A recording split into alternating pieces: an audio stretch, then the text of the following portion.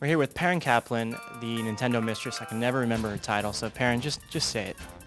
Janitor, cook, slave, front door, greeter. What's the Walmart greeter called? Greeter. Greeter for Nintendo of America. Hi. And we're here to talk Wii because today is a big Wii day, and as you can see, we've got Wii between us. And the reason we're both kind of slumped over is we're really tired. But, I got to ask the question.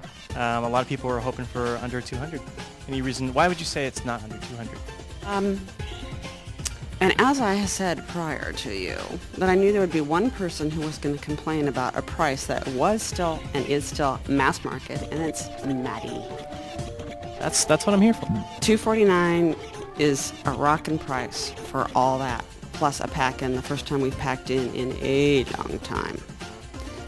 In fact, it's the first time we packed in 15 years. How would you feel if you only had 400,000 units to ship this year? I don't know, because I have way more than that. Seems to be a little more than 400,000.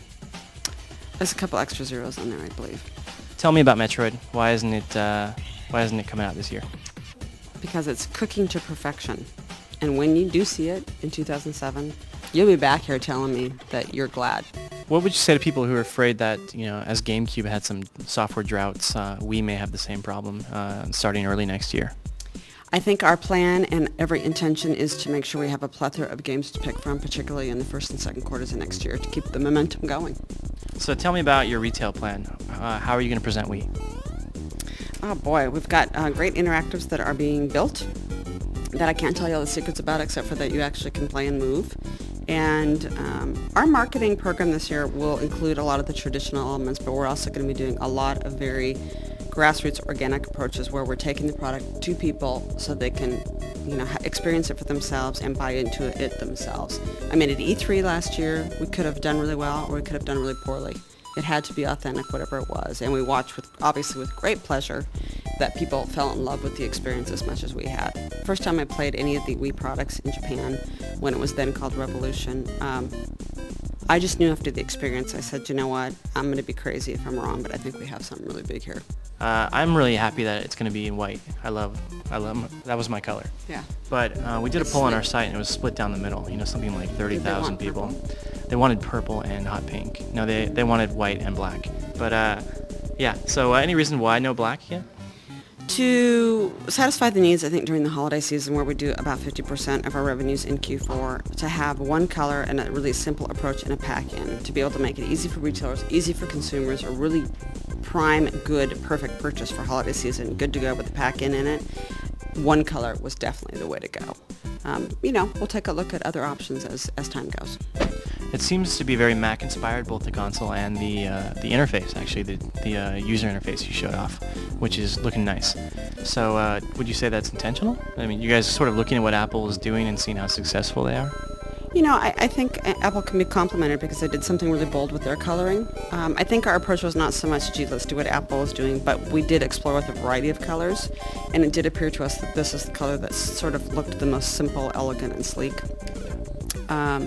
There may be other options as we get down the road, but I also have to dispel the rumor that Apple's not buying Nintendo and Nintendo's not buying Apple.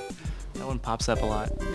So tell me about tell me about what's going on with DVD movie playback. Let me see. You are going to go this weekend, and you're going to go to a couple garage sales, and you're going to pick up a couple DVD players, and you're going to get one probably for $5. It's a little banged up, and you're going to get one for like maybe $18 because it's brand new out of the box. And then you're going to go to Best Buy, and you're going to get one for $29. You're going to have 3 DVD players. I don't think you need one on here. How does the photo mode work? How do you get photos on there? You would put your SD card into the system, and then it's very, very easy from that point. I actually personally plan on using it for photos because I just really struggle with the PC and printing stuff out, and it makes me nuts.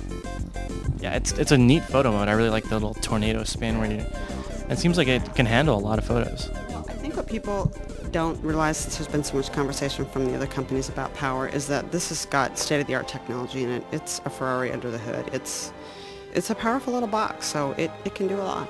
Let's talk about downloadable content. You guys, doesn't sound like there's going to be a lot in the way of online games this year, starting up next year, but what about being able to download virtual console games? Well, let's talk about that first. Lots of space to save a lot of different virtual console games. So So, and then also, let's say you decide to delete one.